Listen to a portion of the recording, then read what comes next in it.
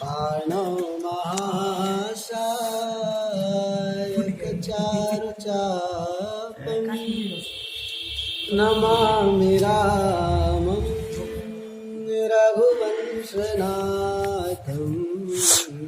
लोकाभिरामं रणरङ्गधीरं राजीवनेत्रं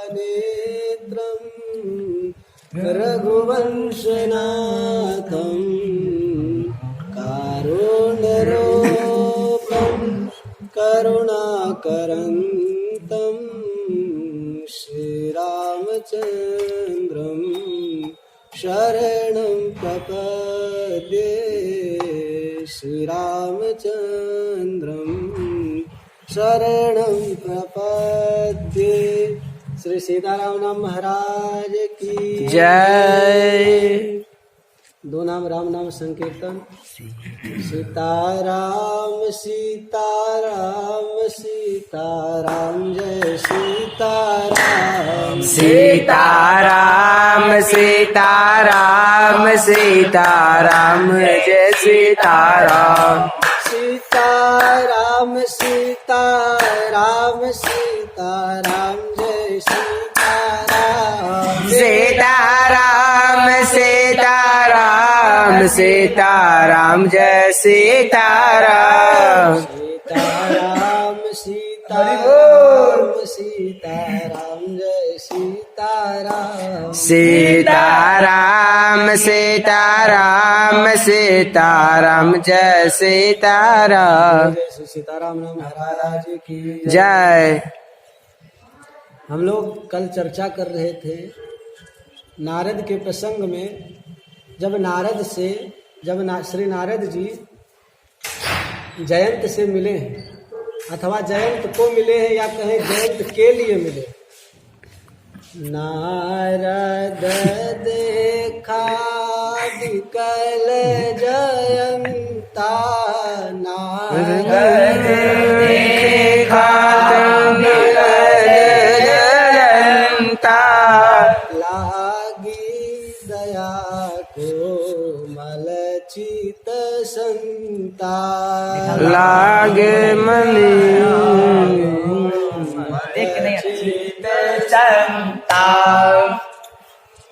श्री नारद जी ने जयंत के ऊपर कृपा की है। अच्छा, सबसे अद्भुत बात जयंत के लिए यह होगी कि तीनों लोकों में नारद जी घूमते रहते हैं। उन्हें तो श्राप है कि एक जगह ठहर नहीं सकते। यही कारण से एक बार इंद्र बेचारे मोहित हो गए, देखे कि नारद जी ठहर गए हैं, कहीं मेरे अब जो मेरा गद्दी है कहीं वो संकट में ना पड़े।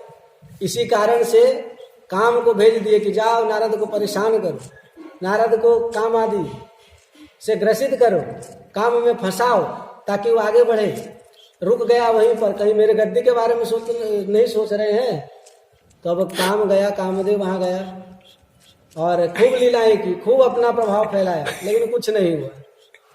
अब नारद जी अंत में समझ गए प्रभाव को कि अच्छा ये मेरे साथ खेला खेल रहा है। तो यही सब करते हुए अब वह पहुंच गए, नारद जी पहुंचे शिव जी के पास। तो इस प्रकार से लीला चली है।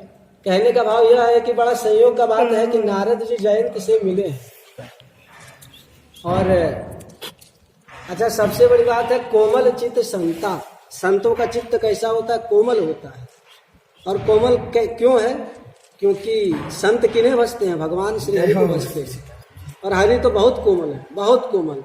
कि ये इतने कोमल हैं कि पुष्प भी कहती कि आप लगता है हमसे ज्यादा कोमल है। अच्छा बतलाइए, कोई कमल जैसा हो तो वो क्या होगा? कोमल ही तो होगा। अब कमल कितना कोमल होता है, उखाड़िए उसे, उखाड़े फटाक से उखड़ जाएगा। तो उसी प्रकार से संत भी कोमल होते हैं, क्योंकि वह हरि के गुणगान करते हैं। अब जैसी संगत होगी वैसा गुण आपको होगा। संगत से गुण आत है, संगत से गुण जात। तो संगत की भी बहुत प्रभाव पड़ती है व्यक्ति के जीवन में। तो मैं कह रहा था कि संतों का चित्त कोमल होता है क्योंकि वे हरि को बसते हैं। तो एक बार इसी प्रकार से इसी पे एक कहानी है। एक बार एक संत थे जिनका नाम था संत माधव दास जी। अब वह प्रतिदिन भिक्षा मांग मांग कर अपने जीवन को चलाया करते थे, जीवन यापन किया करते थे। सभी घर से जाते, सभी जगह से मांगते, पर्याप्त भोजन मिल जाता था जिससे कि दिन भर का भोजन वगैरह हो जाए, पेट भर जाए।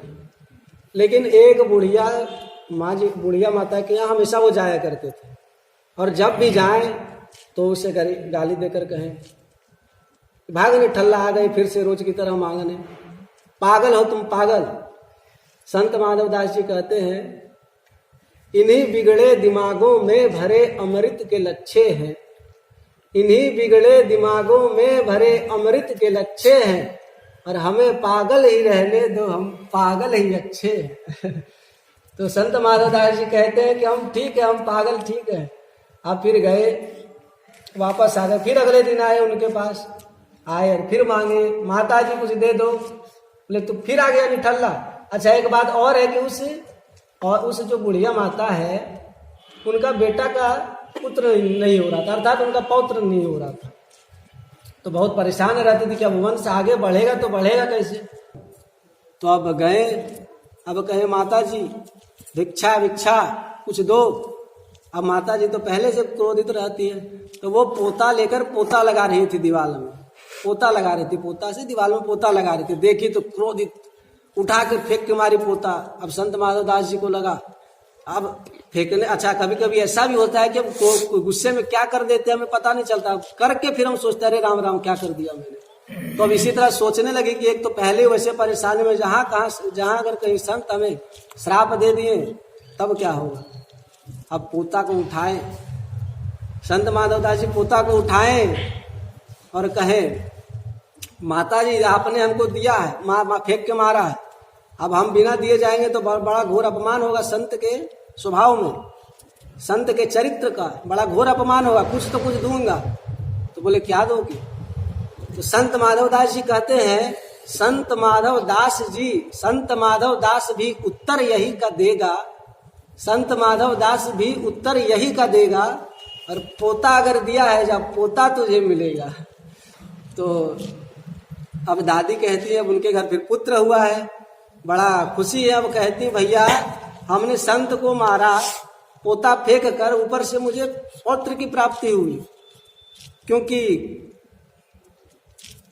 खोद खाद धरती सहे, काट कूट बन राय, और कुटिल वचन साधु सहे, सबसे सहा न जाए। अच्छा, खोद खाद धरती सहे, धरती को खोदिए तो ठीक है। और अच्छा, कोई कहे कि हम अपने कान को खोदेंगे, किसी को कहिए कान खोद दूं, कहेगा नहीं भैया ठीक है मेरा, भले कितना भी कान के अंदर गंदा हो, लेकिन कोई नहीं कहेगा कि मेरा कान खोद। हाँ, भले साफ किया जाता है जब जरूरत पड़ता है तो, लेकिन कोई नहीं चाहता कि कान में ज्यादा प्रेशर डाला जाए वरना दिक्कत होगी। तो इसीलिए कहने का भाव है कि धरती ही खोद खाद सहती है, और काट कूट बन रहा है, और कुटिल वचन सिर्फ साधु ही सहते हैं, सबसे सहा नहीं जा सकता है। अब वह बुढ़िया माता कहती है संत माधव दास के चरित्र के बारे में कि पोता दियो न प्रेम सो, ऋषभस दीन हो मार, ऐसो पुण्यन सो सखी मेरा पोता खेलत द्वार, और जो मैं ऐसे संत को देती प्रेम प्रसाद, तो घर में सुत उपजते जैसे ध्रुव प्रहलाद। तो संतों का चरित्र ऐसा होता है। अच्छा, एक बात और कहती है बुढ़िया माता जी, तुम्हारे जैसा बहुत ढूंढा कहीं मिला नहीं, तुम्हारे जैसा बहुत ढूंढा कहीं मिला नहीं, और मिलता भी कैसे कहीं था नहीं। 1 मिनट है बोलिए। तो इसी प्रकार से समय पर्याप्त हो गई है, दो क्षण राम नाम संकीर्तन से वाणी को विराम दो। सीताराम सीताराम सीताराम जय सीताराम, सीताराम सीताराम सीताराम जय सीताराम, जय श्री सीताराम महाराज की जय।